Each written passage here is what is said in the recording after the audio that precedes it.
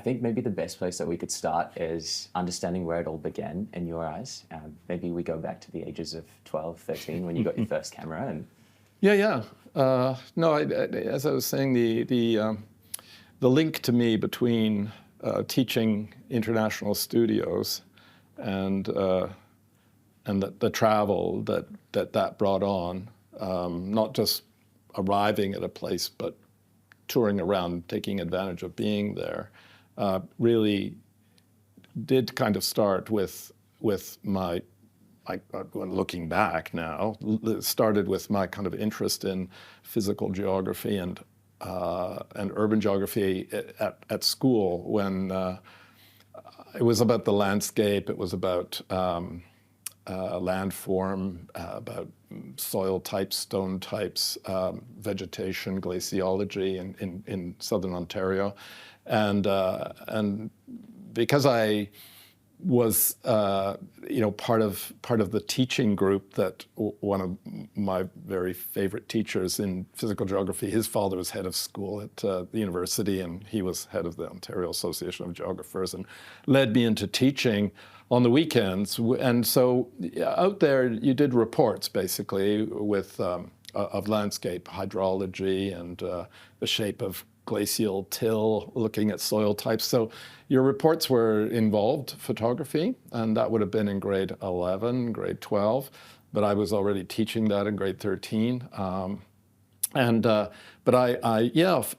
Cameras came on as an early interest, I guess you could say, and it was quite, some of that stuff was quite abstract. It wasn't just friends and family. In fact, it was often totally devoid of people, just like so many architectural photographs are devoid of people. And so that came naturally to go into architectural, that stuff. So it was about the development of mass tourism and using photography to come back and tell the stories of what you'd seen when you were in your teens. Yeah, and as you mentioned, this was all happening around the ages of when mass tourism was really becoming a cultural. That's right. That's right. I mean, the first, I think, 3 flights, 3 ways to get to Europe. First, when I was early, I think I was 13, was on a charter flight. It was an airline that was, wasn't a regular. It was a sort of something you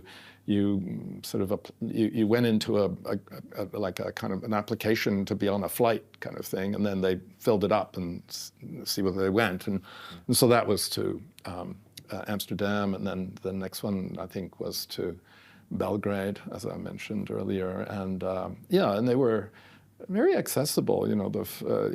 It's of course across North Atlantic is quite close. Like Amsterdam would be 7 hours away, so you basically, getting up at 3 a.m. after you've had a meal on the flight to start your day in Amsterdam, and all of a sudden, bang, So pretty impressionable. My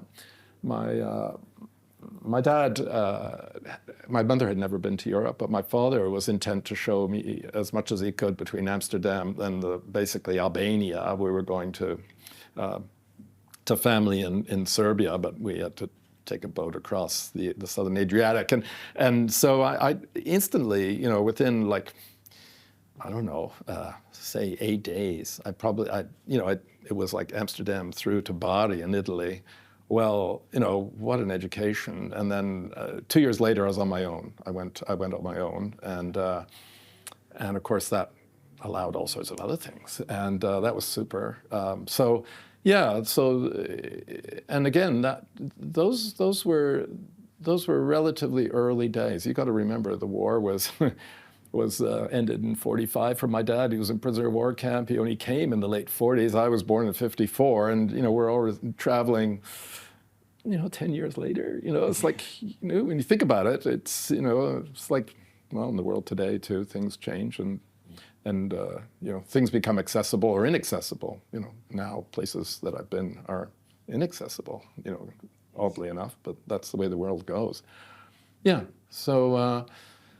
That I think I was saying to you, I think what got me thinking about my history teaching and the study tours was that, strangely enough, I spend a lot of my time massaging slides and labeling slides and making sure that what I think is the best one I can get and constantly switching them out. Well, I've been doing that since I was in my mid-teens, you know, because we did slideshows when we came back from Europe, and I had a bunch of nerdy friends who were going to be architects or already, you know, were applying to architecture school when they were 17 or 18. And we used to sit around, you know, with slide projectors, talking for hours while my mom and dad would feed us, you know.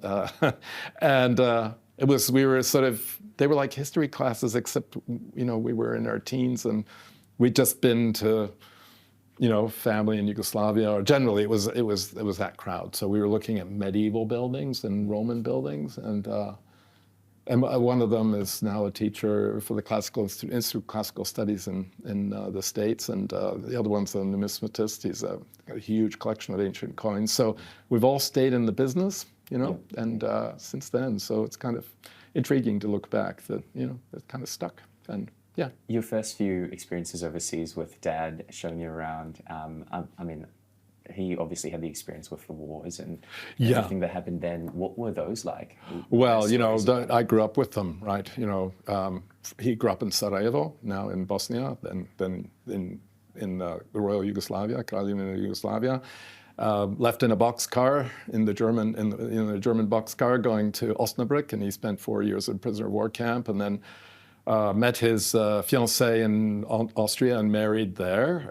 And I've taken 3 study tours through that part of Austria, and we always stop at St. Florian because it just so happens that it's a spectacular monastery church and a spectacular Baroque interior in that little town, with this, you know, as they happen to be in these Catholic worlds where these vast monastery lands and vast, you know, wealth. So, yeah, you know, that stayed with me, I suppose. He you know, he's born in the Balkans, but I'm pretty sure Austria for him was, well, he was young, he had a Jeep, he had an American uniform, you know, it was the end of the war, and things where he was an interpreter for a lot of Yugoslavs in transit in the camps, doing visas and things like that, and with IGCR, before the UNHCR.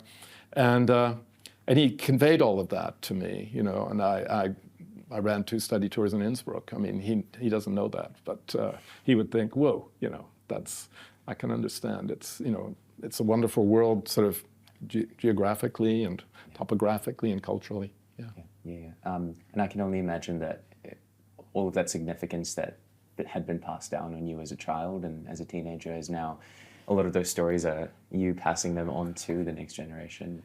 Yeah, I think so. I mean, my great-grandfather was a woodworker. He made furniture, and my dad had drawn with his grandfather, and so with my dad, you know, we built things at the cabin up in the lake where I continued on after he died for another 20 years.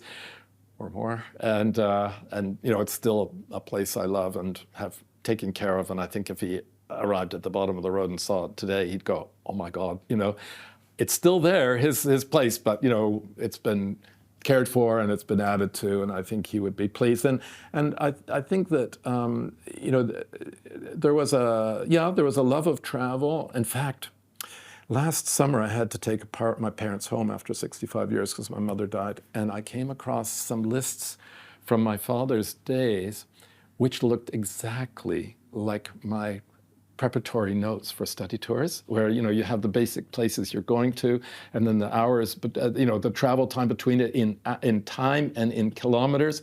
And it was like I'd written it. It was, you know, pretty spooky, but, you know, I guess it's in your blood. He was an accountant later in life because when he emigrated to Canada, he couldn't be a army captain anymore. It's teaching strategy. Mm-hmm. So, but I think that that sense of order and kind of completion and progress, that because he had to do that with his troops. I know that he showed me photographs of going through the Serbian monasteries, which I did on my first ever study tour, and took them to one of the same monasteries, not intentionally to sort of copy my dad or anything, but it was just an obvious thing to do. And so, yeah, I think that that's there. Yeah, my mom was actually culturally far more interested in the fine arts. I mean, she was a physiologist, so science and medical health sciences was her thing.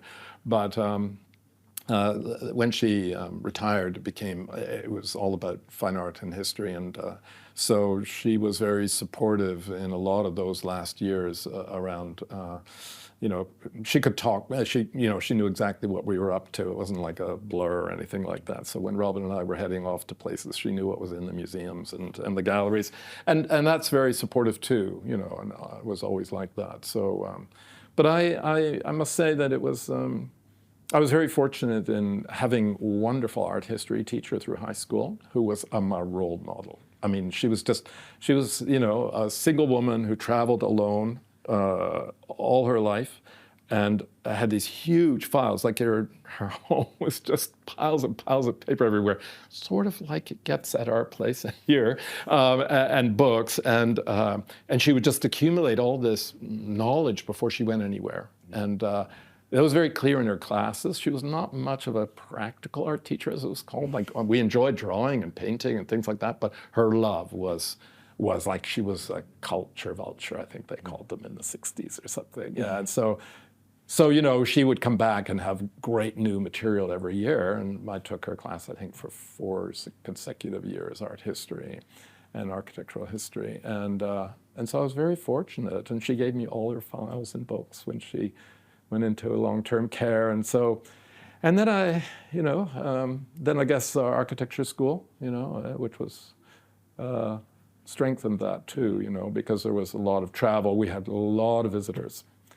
In the Toronto environment in the 1970s, when we studied, basically every week we had an international visitor, often from New York or Boston or Chicago or LA, but just as regularly from London, Paris, or Madrid, or Berlin, Amsterdam, so many Dutch, You'd have this constant injection of ideas. Yeah, and they would show you a building they're doing, and you'd think, the moment this place, the moment I hand in my project, as soon as I can, I'm going to go over and see some of these things. And that was, possible, and I guess so you would be there, and it wouldn't be like, whatever. You'd be talking as you went out of like meeting up there. And sometimes our own tutors would meet us in Europe. Yeah. That would be, of course, not acceptable any longer, but that was the case. I've shared a very similar experience. I just got back from exchange in Milan, and a lot of it was visiting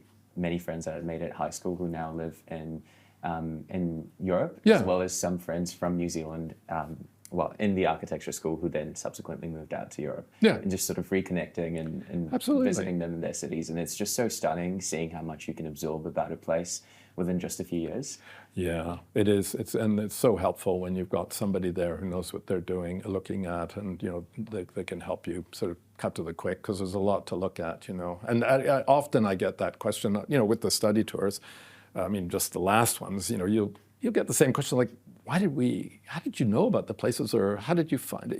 How did you decide on those? And it's really sort of like doing a menu or something like that. You can't have too much heavy stuff, and you can't have too much light stuff. You want a combination of, nice solid, protein, and you want some light salads, and you want some fruit, you want some cheeses, you want some dairy. And that's really the way it went. You just think, well, I can't have a whole day of X or Y. It'll just be like, oh my God, what is he thinking? It's just too much. But if you mix that up, a little bit of landscape, a little bit of, a church or two or something like that, or a mosque or whatever, but, good number of houses, good number of streets, good number of urban stuff. Yeah, you need a whole mix. I remember the pitch that you had given to the students for the last study tour, which I believe was 2022 in Seville in Morocco. 2023. Yeah, it was pitched in 22. Yeah. And it was just such an intense itinerary. And a few of my good friends went over, and when they came back, they said we were like 20 places a day, and it was so intense, but also so engaging, because you get exposed to such a high density of information so quickly. Just on that, actually, I was wondering, given your well, your stories with Dad and then your work experience in Yugoslavia Yeah. afterwards as well. And given the war, is there any sort of dissonance in your mind that comes with seeing and hearing about places that, you know, at times are extremely violent, but at other times extremely peaceful and Yeah. centers for art and culture? Yeah, no, I mean, you do have that. Of course, you know, one thing that's coming to mind these days is that I worked in '76 with the Royal and Terror Museum. My teacher, who taught a course on material culture of Islam, which was half architecture and half, you know, ceramics and glass and fabrics and miniatures and all sorts of other beautiful things. But and I went out to after he saw some drawings in my essay. He said, "Would you come out and see the building you did your essay on in Eastern Turkey, and then proceed on to Iran, and we'll, you know, for 9 weeks on the excavation." And now it's in Kurdistan, which is being badly treated because, of course, they've always been traditionally not totally in sync with Tehran, you know, and so. But it was already lost 2 years after we were there in the Iraq War. It was in Iraq for many, many years, but I understand the site's now back in Iran.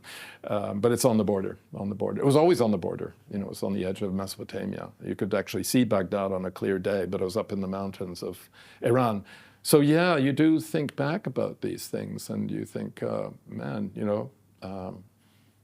Yeah, it's not the way it was when I was. No, but of course, you know, when I was there at the time of the Shah, yeah, as a Canadian, watching the Americans totally, like, be the, you know, like, just everywhere, it was really not a very pleasant experience. I just thought, man, these are our brothers across the border, and look what they're doing to this place. You know, there's just the dominance of, you know, the Americans, you know, with all their army camps and their support for, you know, a questionable regime. You know, you just go, you know, you just sort of leave them. You know, that was, you know, I mean, it was basically a British-Canadian dig, but there were some Americans, and we had lots of discussions about this, because of course the Americans were very much at home, because of course, you know, they saw their men all around, you know. But for other of us, it was like, you know, we hadn't really ever seen what a hegemonic nation could be like when they basically colonizing and dominating a country, you know, and the way the British had before, and then the Americans were having their go at Iran. So, yeah, it was, you know, you do. In fact, when you teach history, you do, as I had this sort of almost like a disclaimer in the front of my in the, you know, welcome message on canvas saying, you know, unfortunately, you know, I look at these buildings, regardless of whether they're done by a bloody tyrant or by some other wonderful, less complicated process. But, you know, I'm just looking at the building fabric. You know, I can't really get into some of that other stuff. But of course, you know, in some cases that it was highly unpleasant sort of regimes that built these things. But you know, in the end, architects tend to just need to know how the bricks are laid and make sure it stands up and that it's beautiful, right? Or some really an excellent building. And I think preserving that in the way that it is through to the present is so powerful, because once you have the information about the history of the building and the stages that it has been through, the people that constructed it or tried to tear it down in some cases, you really feel part of the moment and part of their presence. I was doing a historical preservation studio in Milan, and we were sort of comparing the attitudes of the Italians and the French towards conservation. I think the French typically go more towards a full restoration, whereas the Italians tend towards like a valorization. They almost highlight the defects, or they preserve them as it is. And at least the argument for the Italian side, from what I came across, was that regardless of the state of degradation of the building, they want to preserve any of the significant historical events that happens, because then the people experiencing it know that this was the same brick that was put up 400 years ago, or, you know, this is a replacement 200 years ago, but you can scale that back to 3,000. Absolutely. Yeah, it's a big deal. Of course, my wife teaches heritage conservation, and I get a lot of this every day, and I send her, you know, extremely weird. I mean, just the other day, I think I saw something was Snøhetta or somebody had basically engulfed a building.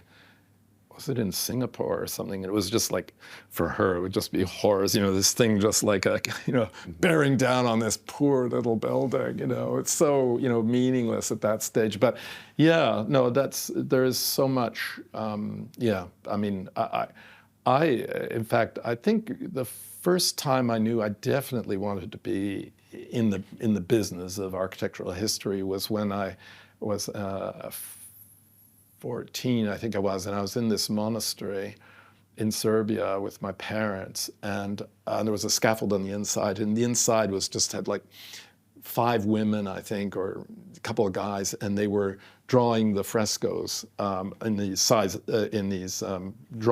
these big sheets of mylar and ink, and this was a record of the building. Now, there had never been records of the art, right? And this was 1960s, the beginning of like realizing that these were valuable things and that they were not always going to be around if we didn't take care of them and have record of them in case they got. And strangely, well, not strangely, but when I did my master's at the University of Illinois, my supervisor, Slobodan Čorčić, had written his book with Pennsylvania University Press, State University of about this particularly wonderful building, which is now in Kosovo. And he said to us, when we had a kind of a little bit of a party when the book came out and came to the university, and there were, I don't know, 10 of us in the room, and he said, you see, it may seem really petty, but I described this building in very great detail because I don't think it necessarily will last as long as I do. And years later, it was very close to being demolished by bombs in Gračanica, and which is the name of the town that it's in the church, and and he could tell this, back in the 1979, I think it was, something like that, 78, 79, and yeah, and hundreds of buildings have been badly, beyond recognition, have been damaged in the wars in the Balkans, and so yeah, these things are not necessarily. And they're not necessarily visible either, for one thing. And when you get there, they're not. Yeah. I can't say that there have been terrible things in the last 10 years that I know of, but of course through the war, lots of both sides, absolutely. But I was aware more of the medieval stuff, which was remarkable. So. Well, maybe I ask you a very basic question then, backtracking. Why do you think history in general, but also the preservation of these buildings is important? Why is it important for us to keep them around? Yeah, well, I mean, they are, of course, physical property. Just plain and simple. They're places people have always used. They're public property, I guess you could say. I mean, they belong to the Patriarchate in Belgrade, the Orthodox Patriarchate. But in reality, who are they but the Serbian people? And even though there aren't the numbers of people who attend church have declined, there is ever so much more tourism, I guess I'm perhaps an example of that. Like the people I was telling you about in Toronto, Michael Georgievich, Slobodan Sekulovic, Michael Milojevic, etc. Here we are, all born out of the country, and all our interests are focused on that culture, and like so much else in many other people in art history in the States, especially in Canada, there are big bodies of the big organization for Serbian studies, say, for example, or Bulgarian or Romanian or, of course, Russian, Ukrainian, and of course these are people who don't have that experience, firsthand experience. So for them to actually, make of it, thank goodness that there's something left to work with, because it refers to who they are. Yeah, I mean, many people have asked. Well, this funny little group I'm mentioning, have asked, well, why did you think you could, you could just spend your whole life just sort of using that material as like you're the impresario for that material and telling people about it. And like in my history classes, of course I talk about everything, but I didn't used to. I used to have much more focused courses on medieval, etc. when I first started out, when there was a lot more history and theory taught. But it was just it's part of identity, isn't it? And feeling of what the world is, what's sort of your place and that sort of thing. Yeah. So you started off teaching in the University of Illinois. I did. And then to Cambridge? I was a graduate student in both of those places, but I did teach there a bit. I actually taught studio more at Illinois. They thought, the studio teaching that was really AA style teaching, like Architectural Association teaching at Toronto with a lot of Dutch. Can you define that for me? Like what makes it different from how we learn studio teaching? Well, it was like going to Illinois. I was just like there. It was a pretty exotic thing. Like people just said, "Oh my God," like we don't talk like that here, And I'd say, "Oh, sorry, I don't know." And it was I guess it was pretty aggressive. Okay. It was pretty aggressive. I mean, stuff we don't do anymore. But it was, I don't know, just asking for more, I guess you could say, but like asking you to, refer to many social issues.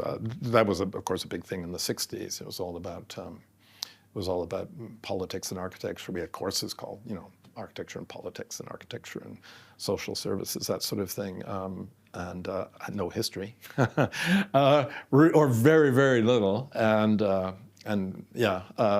So it was really about, because the States, of course, was an amazing school. It was the second oldest school in the States after MIT, and so fabulous library, all sorts of amazing infrastructure and huge staff. I think there were 9 people teaching history. So, it had a specialist in every area, basically, that you could seemingly imagine in Western architectural history. And I guess the business of pulling your own interests together with promoting your ideas back from Toronto, which was considered a radical school. It was just unheard of, I guess, at Illinois. And so I got to teach master's studios right away, which was kind of fun because I felt like, but of course my own supervisor thought it was a waste of time because I was supposed to be an historian, Anyway, but the AA style was, it's hard to imagine, but our end of year crits had 1 first year, 1 second year, 1 third year, 1 fourth year, and 1 fifth year student, and 1 jury. And the idea was, of course, that the various students in that jury could comment on each other's work.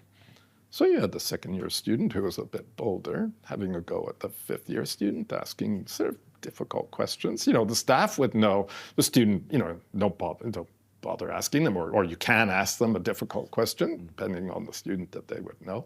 But of course, the second year student would go at them, and my tutors tell me to do this and that. Why didn't you? I don't see any evidence of that here. In fact, we did that in Seville in 2023. We had the second years critting the third years. Very interesting. So articulate. So, given the chance, we just sit back and watch this. Very interesting. And watching, students really having a true dialogue. We did that with, I think, thirds and fourths as well. The 5th years were always involved if they could be in reviews if they wanted to be. They were sometimes off doing their own thing because they didn't have class. They didn't have class. That's right, research. Say somebody like Isabella Muirhead there. She went off learning about very extraordinary oil presses in the region and this sort of thing. So, there was some really wonderful And it research. came up in a thesis as well. It did, and I so, was just reading it 2 days ago. we pride ourselves, I would say, Robin and I and the staff have prided ourselves on some very fine students having had a bit of, or a lot of study tour, and international studio experience, and of course nothing to do with us, purely about the opportunity they take when it's there. You just it's the easiest thing in the world, in a sense, just to sort of say, we're going to be there for 3 weeks, and you could use that time very profitably, and some of them, of course, do absolutely. Yeah. I think that's the thing with people who are, well, not just students, but people in general who are serious or drawn towards something, is that no matter the way they get there, they'll find a way to just flush out their interests. That's right. That's right. That's right. Robin had a great site. It was this partly demolished monastery. It was like a triangular site with very unusual sort of loss of buildings, and then it was like James Corliss and Schneider Zhu and who else in that group? I've forgotten. Oh, Oscar Bota, and I can't remember. There were a bunch of them, but yeah. And I mean, you're learning about the existing building. You're learning about, of course, why they've lost buildings for various reasons, just gone into decrepit, pre-tourism. Seville was a different place, and that wasn't so long ago in the life of a building. It's just like, a building's maybe 700 years old, and it's the last 40 years that, things have really, happened for it. And before that, there were maybe 200 years of, loss of quality in the building. So, we enjoyed, and I think that was the value, I think, in those exercises, that that they rewarded research,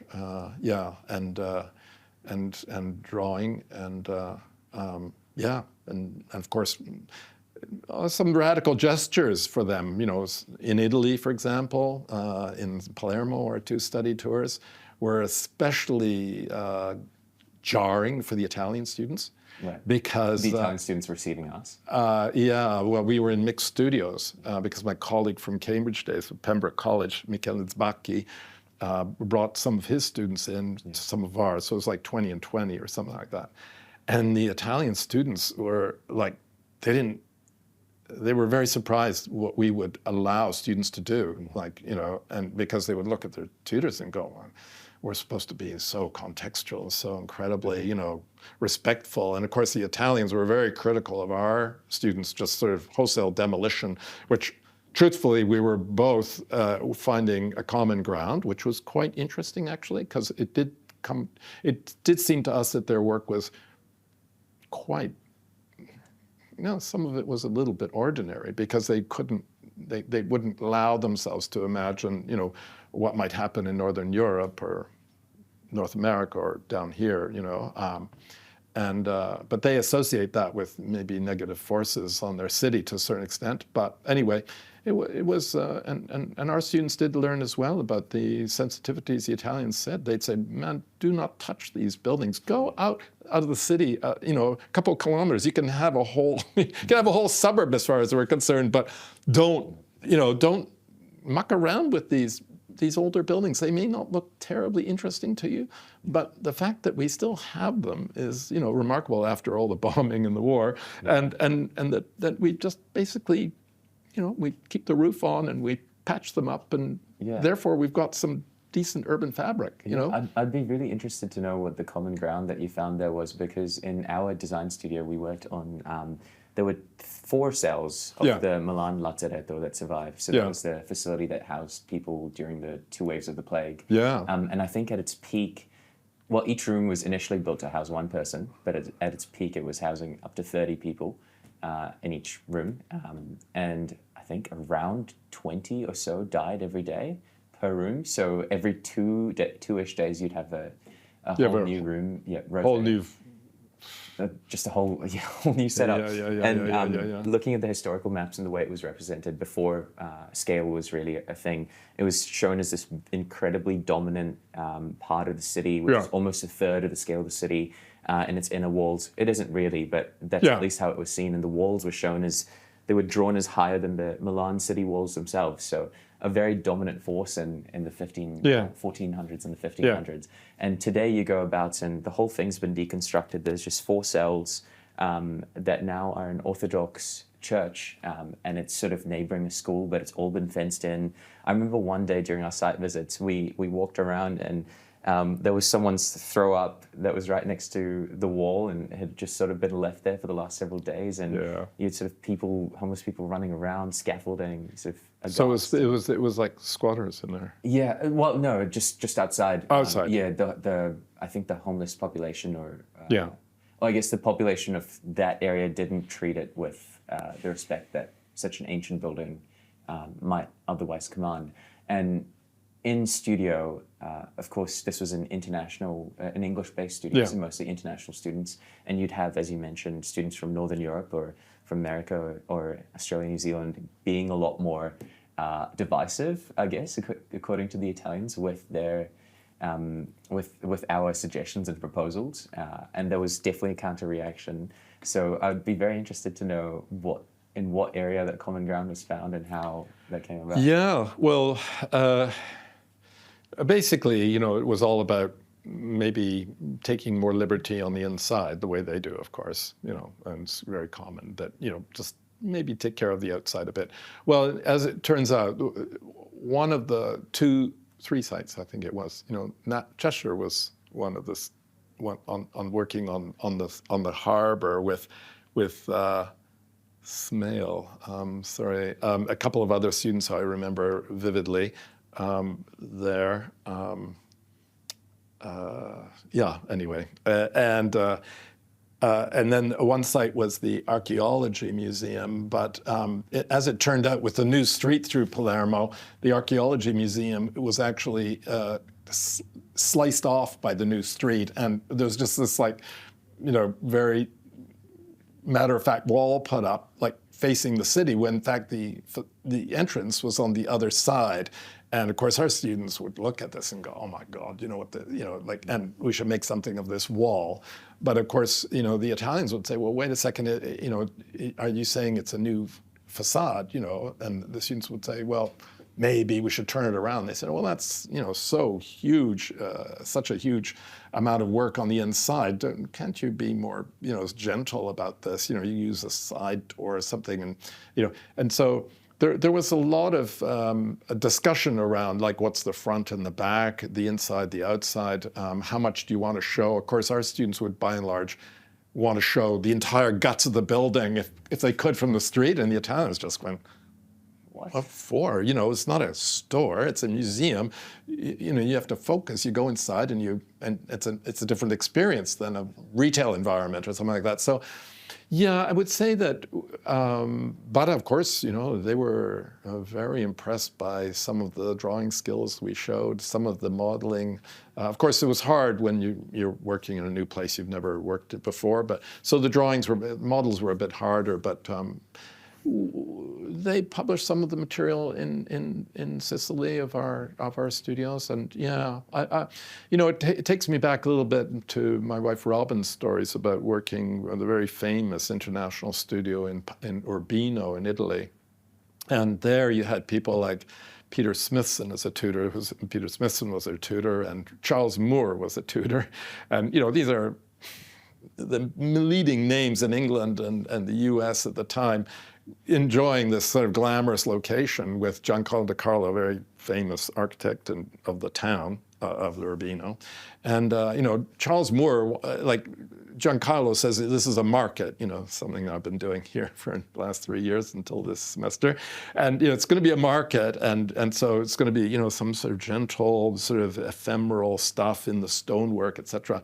And Charles Moore wanted a great big giant, foot, like a big classical postmodern, sculpture that would be, 2 stories high, like the famous fragments of Constantine in the Capitoline Museum that came from the Forum in Rome. And, he's just taking the most obvious thing and then making it 3 times, or like 1,000 times bigger, or whatever, 100 times bigger, and it was just like, so these discussions came up, and they were quite radical discussions. She said, they're basically yelling at each other, just saying, that's totally absurd. It's absurd in Los Angeles, never mind here in Urbino. You've got to think about our urban fabric and how it's not just for show. It's about a good little city kind of thing, and it needs some good public squares, piazzas, and that sort of thing. So we didn't have those really radical discussions. Well, partly because we were in a different era, decades later, but and more on the same page. But I think some of the critics that were brought in that weren't part of the university were a bit harder on our students than the teachers who had heard from the students. They liked less what they saw than what they heard, I think, you know what I mean? Yeah. Through is it 12 study tours? Yeah, I did actually. 11 ran. The 12th one was the one for the Central North Island tour, which never ran because of COVID. And yes, 11 in the end. Yeah. Through the 11 ones, was there any experience that stumped you, or coming across a building or a city that you sort of weren't so prepared on how to interpret and take the students through this experience?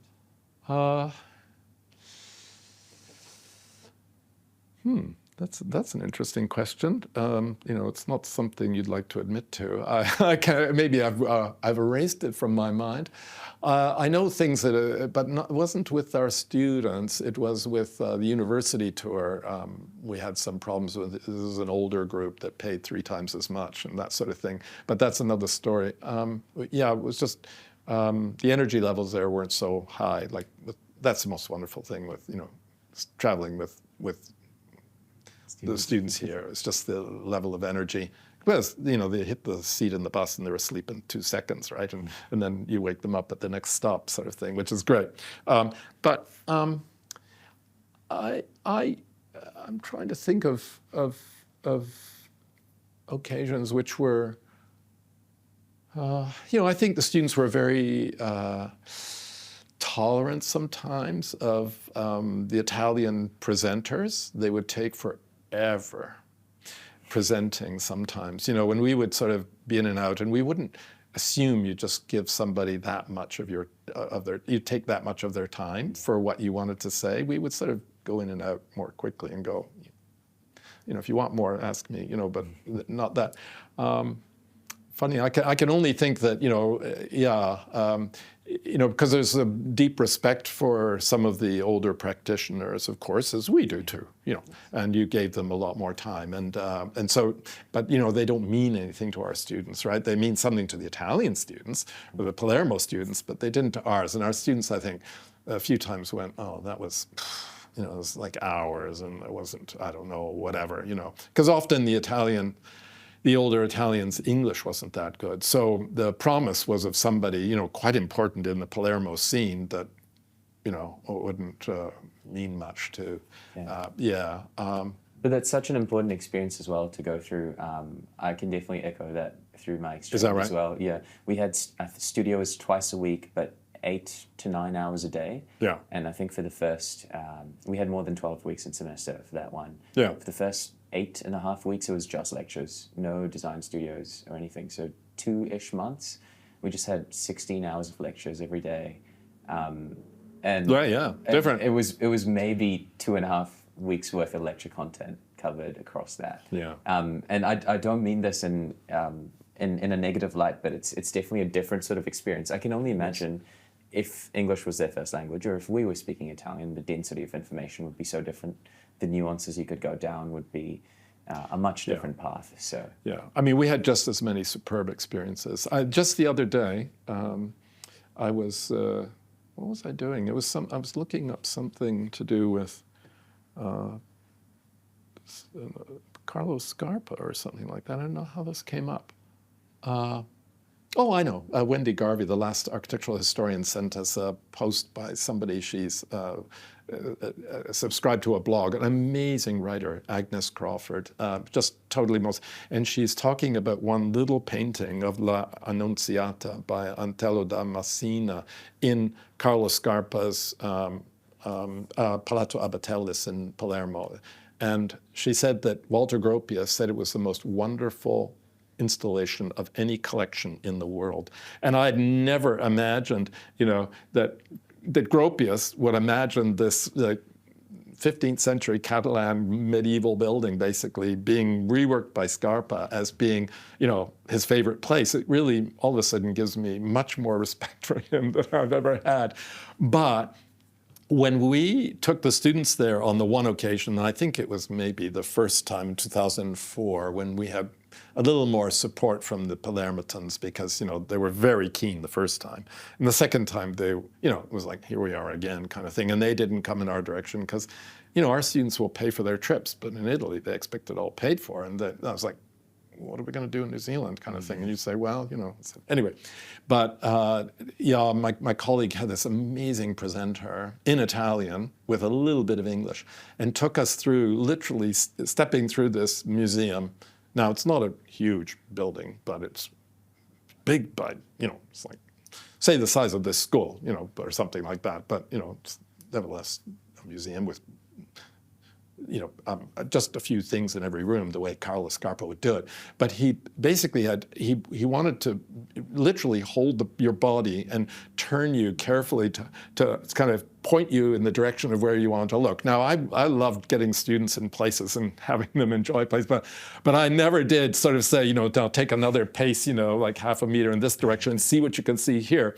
But I mean, that's what, that's what it was good for. That was like, for us, we would come into places, and rather than it being a catastrophe, generally it was awfully good, and you had somebody who was passionate about this building, and Carlos Scarpa's way of setting up objects in space and with light coming from one source and putting a black background behind something that was light or a light background, etc. Very, very careful installation, and that was quite beautiful. And last time on the last tour, I guess you could say that our experience was at this place called Palais Bull, which is the Bubble Palace by Ante Lovrak, and which none of us had ever been to. In fact, very few of I don't think anybody knew it even existed. Like, it was not a famous site on the south coast of France, but all of a sudden it came into focus and it was visitable. That was a little bit of a coup on my part, I'd say. But the point is that we got there, and the guy who's the custodian was just astonishing. He was just so helpful, opened stuff up, tried to explain what Pierre Cardin, who was the last owner of it, I guess the foundation still owns it, but just, really went well beyond what you'd expect anybody to do for a horde of New Zealand students that came off a big bus. You just go, and that's when I think the students said, well, this is really worth it, because how would I ever get here? How would I ever know about it? How would I ever get this guy talking to me? In the end, we sent him a couple of bottles of champagne that I said, what's your favorite champagne? Because he charged nothing for, an astonishing thing for all of us. So, we try to be remembered fondly as well, because you really don't want them to think, oh God, those people, they came and left and never heard from them again, You think about it, you've got to be fair, because you're not the only person in the world. And, Well, the next batch of Kiwis that he gets, he might have he might remember it. yeah, that's right. Yeah. How has your style of teaching or your understanding of teaching been affected through these study tours and through taking students across? Well, I guess it has allowed me to see things I wouldn't have seen otherwise. So it's say partly Morocco or Spain wasn't something I knew about. And that's one of the reasons, I guess, why, I have to say there was an element of, satisfying my own interest, in certain cases, and using the fact that the study tour could buy its way into places. And I think that's a lot more effective for students as well, when their professor's so deeply engaged in whatever it is that they're seeing or whatever it is that they're experiencing. And Yeah. I have to say that's one of the things I enjoyed so greatly about your Worlds of Architecture course is not just the density and the breadth of information, but also the fact that you are so deeply engaged in it and that you have worked on so many of these sites or in so many of these cultures before. So, yeah. Yeah, I mean, I guess it's a danger because, of course, my research suffered greatly. But I guess when you think about what you can do in life and who you can, what you can contribute, it was a choice I made, I guess you could say.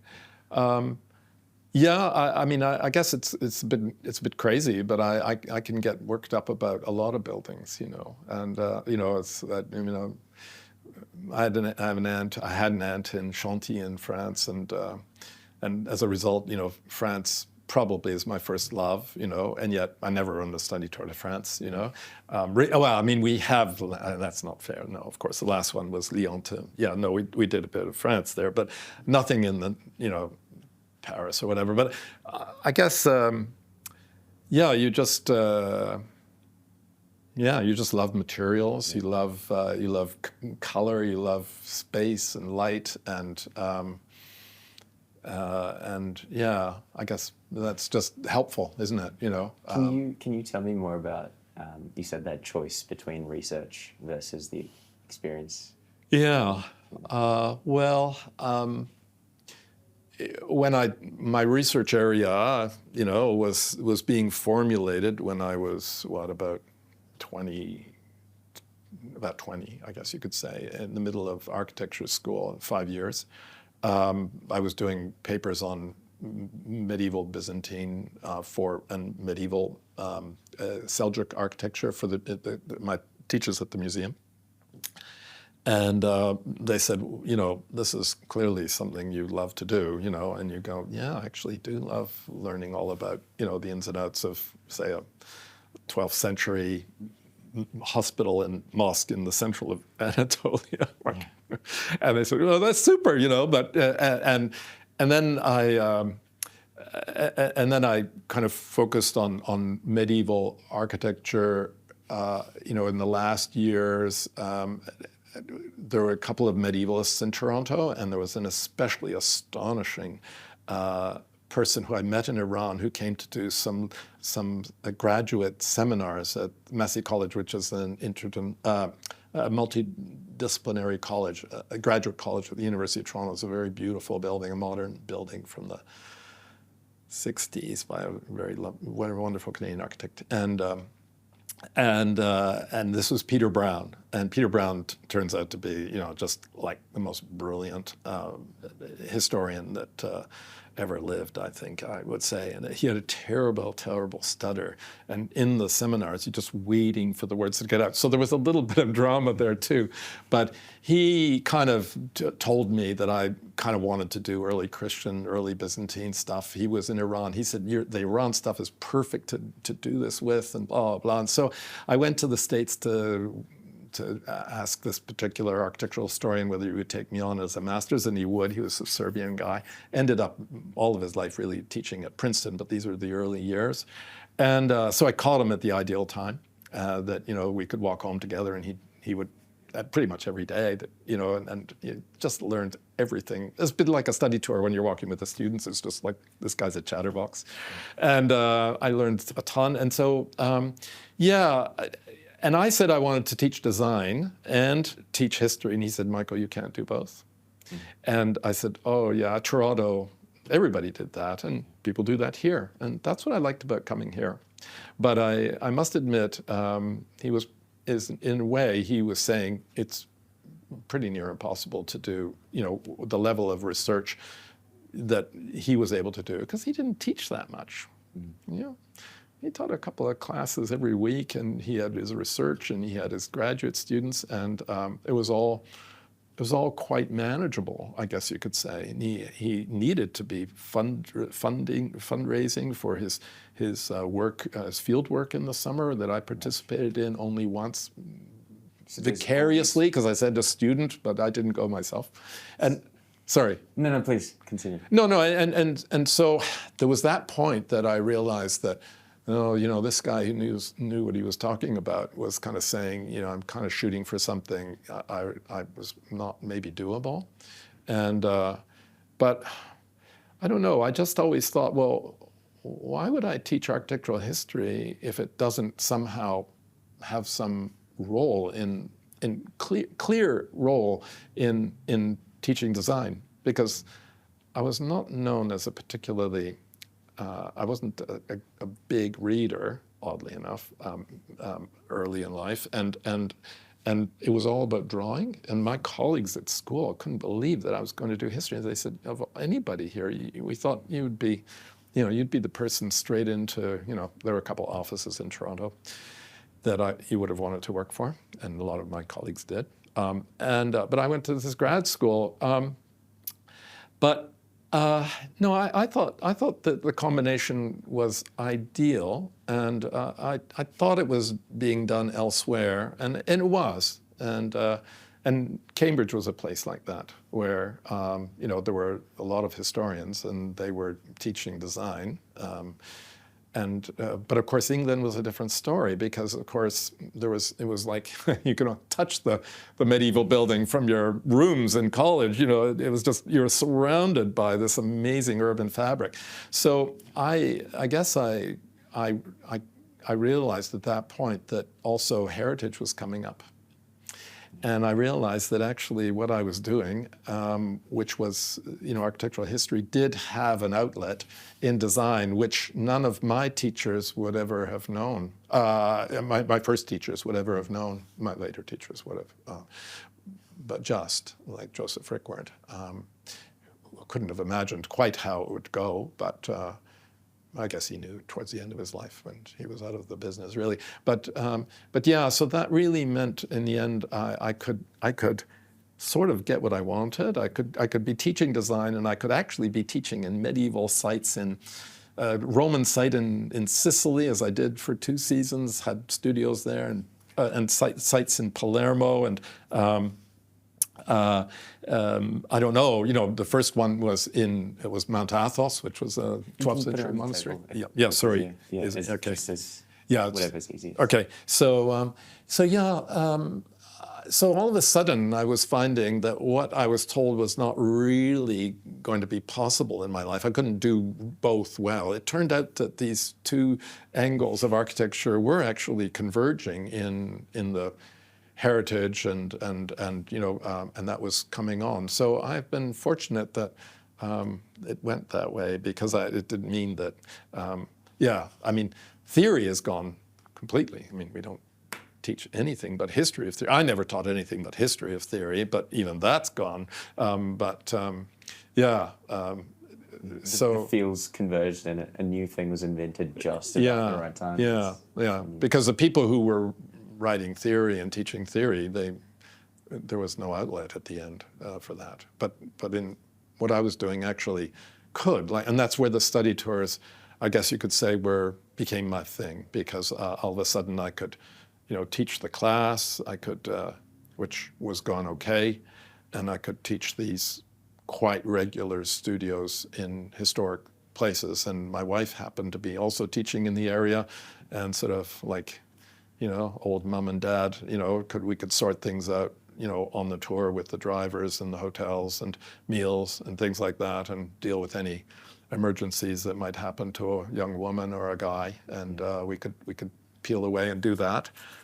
More Robin than I, but so it became a kind of a team. And of course, the team got very active and much more activated with Matt Liggins, and of course, but before that, Siraj Mua, and some wonderful tutors over the years. That just I can't name them all, but they were they're good dozen or more tutors who were sometimes on the study tours before, but sometimes not, and really bridged between what was happening with the student group and what was happening with the tutors and Robin and I. But of course, in the end, I guess we had a role which was to keep the academics kind of going, and in as well as possible, and make sure that, of course, everybody was not just passing but doing well. And I think that was the case. We had pretty good, profile of grades for people who were away from the school for quite a few, half the semester, and yet the other electives were on time too. Very generous colleagues who allowed that to happen. We had double exams or double this time, double different sort of dates, but by and large our group kept to a lot of the dates. So it was a group effort. The school was very supportive. Yeah. Well, for so complex of an operation, it kind of has to be. That's what killed it too. The complexity was just, Did you find that, through your own personal travels, but also taking students and people through such an intense schedule, that were there any conflicts between taking in all of this inspiration and learning about so many sites and then having to design immediately, or was that sort of the unlock? Well, I thought it was like filling a tank. Right. I mean, yes, you were doing a site museum in the south coast of Sicily, for the Salinas site, and you're supposed to know a lot about that Greek and Roman site. Yeah. But, you just spent 5 weeks, seeing just so much. And, Andrew Barry was a great supporter, he said some very kind things over the years about the fact that the students seemed to really have matured on the study tours. They saw buildings that were, built of materials that, just different than here. And all of a sudden they wanted to do a building like that too, and generally it was a lot of the contemporary stuff, that was really attractive, of course, and that was when everybody got really excited. But at the same time, we had students who would say, we've seen a lot of modern stuff, and they would say, I'm missing some of the old stuff now, and I'd say, really? I wouldn't have ever thought you'd hear that, but you did. You heard students saying, oh, listen, I've seen a lot of amazing concrete and EPFE, and I've seen amazing amounts of steel, and I've seen astonishing, printed this and, printed that, and, extraordinary, resolutions, contemporary ideas about, fabrication, et cetera, which was, of course, the point of the study tour mainly. The fact that we were doing working on historical sites was didn't mean you couldn't use all these, very contemporary assemblies. So, but at the same time, I think, some people just said, it was some of those older buildings, some of those older sites that were unforgettable. And that was good for us to hear. Yeah. Oh, I was thinking about a time, come to think about it just now, a moment which didn't work out very well, which was when we had students whose visas didn't work. That was our real problem. It wasn't really something about the actual tour or the studio or the tour, but it was more sometimes just crazy visa problems, which, leaving a student in Africa to come the next day on herself on a boat. I mean, she was a mature student and she knew exactly, she'd traveled. So we had it all sorted and we went back for her very specifically with a car and made it all work out. But there were some times you went, oh no, things are just coming your way. And falling apart in front of your face. We did once lose a student even before we left, and because Korean Airlines managed to give him the wrong boarding pass. Wow. And his name was Nakamura, and they gave it with the same initial to a Nakajima, and he was waiting in the lounge for us, and Korean wouldn't let us board because he just, he was lost, and it was just his parents were going berserk because we were saying, where is he? And they said, we dropped him off at the airport ages ago. And Korean said, no, they absolutely did not. And you go, and Korean says, you're staying here until this fellow's found. Eventually they find him in the lounge and this sort of thing, and you just go, because of course, there are moms and dads and 70 people, and you're supposed to figure this out, so it's pretty uncomfortable moments. But fortunately, there were relatively few. Yeah, and not academic. Yeah. Well, maybe on the academic side, I was pondering this as you were talking through it, but can you talk me through sort of what went into that decision when you were 20, 22 about the scholarly route versus the... Oh, right. I didn't really answer your question. Because it seems to me like, as you mentioned, excellence in either of those routes just requires complete dedication. And this is before you knew those fields would converge. Yeah. So was it a difficult choice to make, and what? Well, yeah. I mean, it's just really. I had a writing problem, basically. I would spend my entire life in the UL at Cambridge just going through every known journal known to man and have notes like this, like my slides or whatever. I'd have lots and lots and lots of material. And like every PhD supervisor would say to their so many students, you need to focus, forget that. That's another project. That's another paper. This is another thing. And I was let just to go, which was lovely. That was Joseph Rickward. He had lots for me to do, helping him write this and write that and do this and do that. But my own work became unmanageable, basically. And so I kind of just sunk myself in that. Now, I got some very useful papers that were highly regarded out of that research work. It was quite difficult here to partake of summer excavations in Northern Hemisphere and all of that, because, of course, there are teaching months. And that was noted early on by some of my colleagues who knew I'd had opportunities in North America and said, are you sure you want to do that? Because, that's going to be a very difficult aspect for you to continue. So that was a scholarly sort of primary field research but I thought, oh, well, I had so much material in my PhD research that I would go for years on that alone. But a young family, new house, new country, new teaching, and I just kind of let it go. Yeah, it was a decision that... It was maybe not such a smart thing to do, but maybe it was an easy way out. I don't know. Nobody fired me. In North America, many places you wouldn't have stayed in the university. They would have said, you didn't hold up your end of the bargain. And I may have been then forced to, But it's built you a beautiful life from the looks of it. But to be honest, I thought the teaching was very rewarding. I thought I was, from a student's point of view, they couldn't care less, I think, often, whether, did you finish the PhD or you didn't finish the PhD? Of course, after a while, it doesn't really much matter, to them, because, but it matters a lot, to the architectural, historical fraternity. And of course, I relied on other people's research, but I haven't contributed much myself, which is not a great feeling. But on the other hand, I guess I feel as though, I've gone through more students, less intensively than having, say,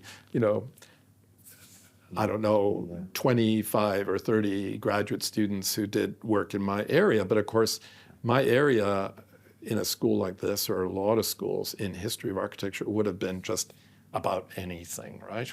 If you come to me about a topic in India, I might well have to supervise it, right? Or a topic in Iran or whatever, right? Without having any specific knowledge there. But of course, you would have the experience of doing a PhD, and your expertise would be in that area, like the kind of shaping of it, and the knowledge of the discipline, which I clearly didn't have.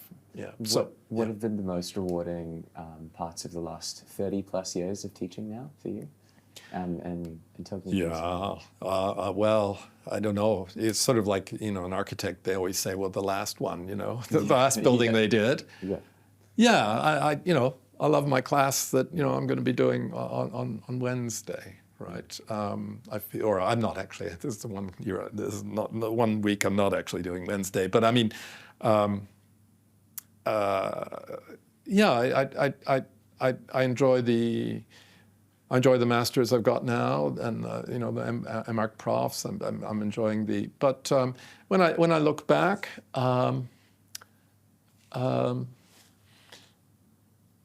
Yeah, to be honest, I think the last group in Seville with the City Wall Museum, the Museo de la Murallas de Sevilla, was brilliant. Here we've got a set of 11th century rammed earth walls around the city that are some old, some repaired, some etc. And you've got somebody like Kenny Chen and Donoluo and Emil Tatten, and I've forgotten all their names on that right now. But working on a rammed earth structure that's being built into an octagonal tower that's been partly eaten away by something, and it's not quite visible anymore. And I just love the fragmentary and the conditional. And this was a parking lot, and we were going to, in municipal parking lot, we were going to lift the asphalt and find the foundations under there, and these buildings were going to sit in relation. Yeah, I thought that sort of work. It was just, something you can't really do here, and we were doing it, and the students were, I think, doing a really interesting job. There's so many conditions and so many unexpected things, I guess you could say, and it was not at all glamorous. None of these sites were glamorous, but that was, to me, the exciting thing. We were steps away from super glamorous, biggest Gothic cathedral in Europe or amazing other stuff. But yeah, and I guess I really did enjoy those studios on site. And of course, other people were doing other good things. Robin was up in the Feria market doing work, a previous, that I told you about, her monastery site. But of course, Cindy Huang and Will Martel had a wonderful site that they were working on in the market. So yeah, that to see the energy. And one of my best friends from school back in the 1970s was teaching drawing, how to draw trees, how to draw shadows, how to draw this, that, and had a bit of a following. People who really enjoyed, and I just thought this thing was building up into quite a body of stuff. Not to mention, of course, Mike and Vanessa and who were part of that too. Yeah. What has the experience been like traveling and teaching and learning with your wife? And yeah, as you've mentioned several times, your young family. Yeah. Which I once said. Well, of course, I had a son that went through the school, which was high point in many ways. That Barcelona tour, when he and his colleagues, Mikhail Rodrigues and Thomas, what was his name? First name, I've forgotten anyway. Some remarkable work.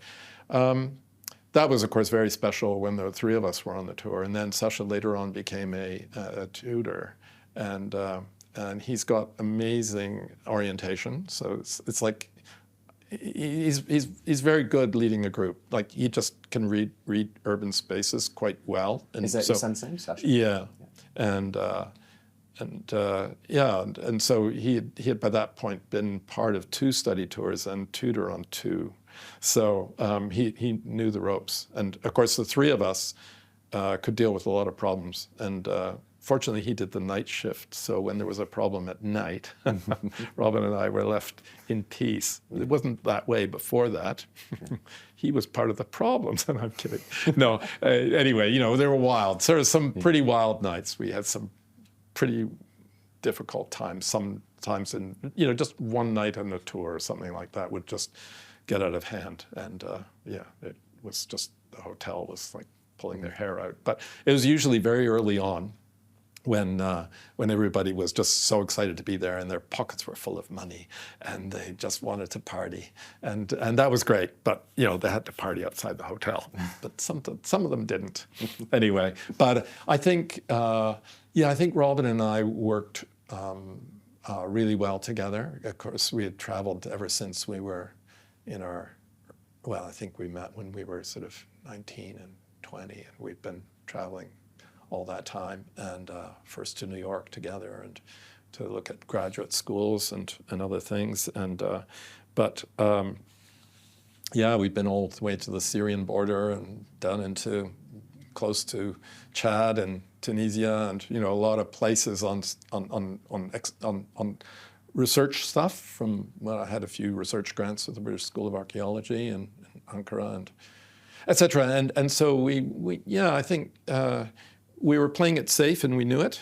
We never did anything too out there that we would love to do, that we would do on our own in the future. And again, I hope so, because you have to be careful. You can't muck around with people's safety, or if things won't work out. So we played it, really safe. And I think actually the parents who heard about the study tours appreciated that they were doing a lot, but that there was generally always a good place to sleep and a solid breakfast and that sort of thing. And that was satisfying, I think, to everybody, that they climbed on a bus and they had the opportunity to have a night's sleep, even if they hadn't. But they were kind of well taken care of. And I think Robin was very aware too, because we needed to have that ourselves if we're going to work. And of course the other tutors like Matt and Mike and whatever, and all the others over the years, that you're working, and that was the thing that really, I think, was the, when I started to get on a roll with this kind of teaching, it was when I had to realize that I needed to do it in the semester if I was going to get credit from my boss for the time I put in it. And but that didn't happen at first. And then when the moment it was inserted in the semester and became part of, an academic is my teaching time and their learning time, it smoothed itself out. And yeah, whereas my colleagues often, I think always ran it out of semester time, which meant that, our point was that the students basically needed the break to earn the money. Like that was no good for a lot of the students when you took the time there when they could earn, right? Well, just as you described, you did when you were younger. Yeah, no, and it took a while to realize what you were doing was okay, and you jettison the things that weren't. But in the end, we had to be very understanding that it wasn't cheap, but it was good value, but still wasn't cheap, and. Of course, our time was all free to the students. All the tutors. I mean, sometimes we had like 7 people there. But that was, which was of course an advantage to the students who went. So other people could complain, saying, "Wow, that was a kind of special deal," and it kind of was, I guess you could say. But yeah. So your description of your time with Robin and your son as well reminds me a lot of my parents. Yeah. The last few summers, whenever I've been back home to Dubai, I've looked through all of our photo albums, and we've got albums stacked this high across so many cupboards. And my parents had me quite late, but they had a few decades of just traveling alone after they got married. And Dad would often be called out for exhibitions or for his business work to various countries, and he would always pull Mum along and sneak her along, and they would sneak through so many different countries and travel through. So I've always seen them and their history before me as like a very much of a touring, traveling couple. Yeah. And then I was brought into the picture, and it was a very similar sort of experience. We'd get up to so much trouble, the three of us together. And now that I guess I'm sort of living separately, they have the opportunity to get back into. Yeah, that's right. To do other stuff. Yeah, that's right. So. Yeah, I think that's true. It's funny because the class I started out with at Toronto in '72. My 2 best friends, one was the director of a museum for many years in Toronto. He left architecture very early when he realized it would go too slow. He needed to move things faster. And he was saying just So you went to archaeology instead? Oh, well, actually, no, he was a director, financial director of the Ontario Museum, which is a big organization, but then he had his own private, very wonderful ceramics museum, the Gardner Museum across the road, and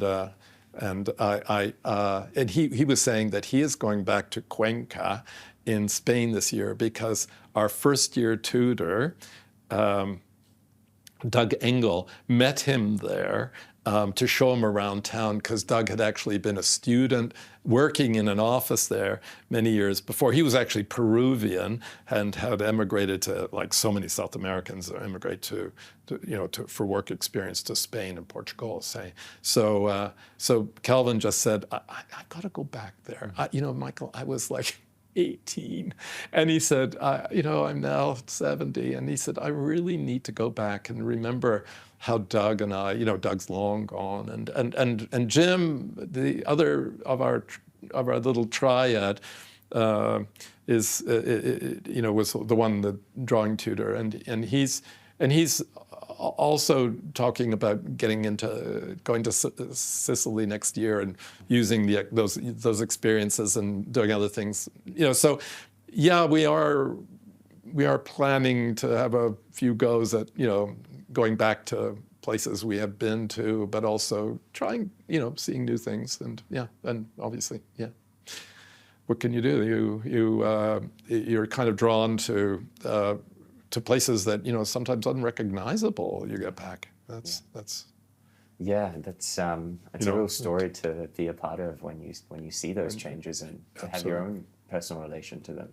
Absolutely. I remember he wasn't my teacher, but he was a mentor at Cambridge, Sir Stephen Runciman. He'd written 20 books on Byzantine art, architecture, and history. Very, very famous historian at Trinity College, and I visited him up in Scotland because we were in Cambridge 7 years, which was, we toured an immense amount of all the weekends. It seemed to be we were another place in England. It was a very, very intense traveling experience and learning experience, Anyway, he said, Michael, I want to, the one place that hasn't changed, which was the first place I did a study tour, was Mount Athos, which is this astonishing peninsula of Orthodox monasteries.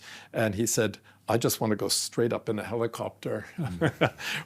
He said, just the whole idea of like the world that is changing around him so much. And he said, I find it he said, to go back to Istanbul, it was just, I said, I can barely recognize the place, And he said, the old city when things were gentler and more accessible and just so, I think that's, you're seeing a lot of changes, and it's concerning. Just like I said about that monastery in former Yugoslavia that's now in difficult circumstances. It's in a new context, which is not easy for these things. Anyway. Well, thank you very much, Michael. That's a wonderful place to end it. Yeah. If you think so as well. Yeah. No. Listen. Thank you for taking some interest. Absolutely. I'd love to show you. I made a little video. The things that I was talking to you about my parents. I'd love to show you that afterwards. Absolutely. But I also wanted to say a very deep thanks for all of your work and teachings through the years. I've only been a part of one course taught directly by you, which was the Worlds of Architecture. Yeah. But I think it really made an impression on me, the purity with which you studied the subject and with which you imbibe that knowledge and present it to us as well. And I think that passion was something that I have since really appreciated and hopefully carried a bit off as well. So thank you. Well, listen, you're without students, you have no venue to tell your stories and to work for. So, it depends on people like you and all the others. Is there anything you would like to say to some? Well, I can't. I can't think of anything at the moment, to be honest, except that it's great that you're doing a series on people in and around the school in the city, because the more that's deepens the sort of understanding of the context of how you're taught and the possible like just the other day, we're talking about his sound project in D5, and he turns to me and he said, I think I'd like to be an historian. You go, what? All these years I can't remember anybody ever saying that. It's, and so it's amazing, and so, yeah, there are all sorts of things to do with an architectural education, and that's one of them. Okay. Yeah. Thank you, Michael. Okay. Appreciate Take it. care.